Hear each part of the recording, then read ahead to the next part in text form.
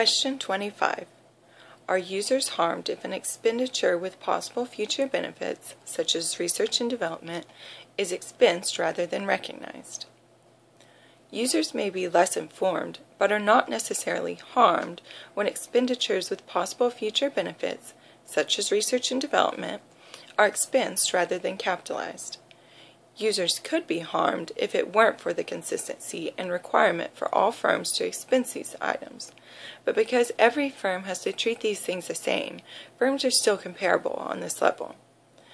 Firms themselves, however, may be harmed because by preventing them the ability to capitalize research and development, their balance sheet shows fewer assets, which relatively decreases their value of their firm.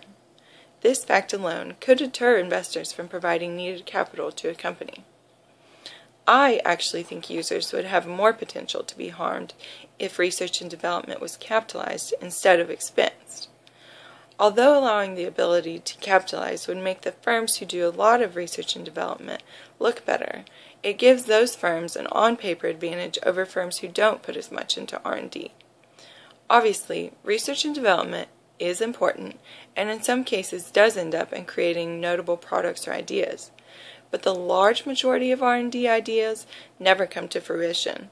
So, if firms were able to capitalize their R&D expenditures, those with a lot of R&D, even if that R&D resulted in no executable new ideas, they would still show better balance sheets than those who do not spend a lot on R&D.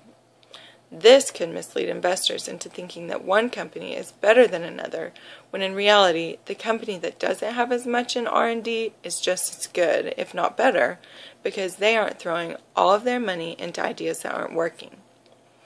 I do think it would be worthwhile for standard setters to look more into allowing companies the ability to capitalize research and development if a project pans out, but to still require the firm to expense it if a project doesn't provide a viable new product or idea. I understand that the reason R&D is currently expensed is because of the difficulty in applying the matching principle to it, which impacts representational faithfulness.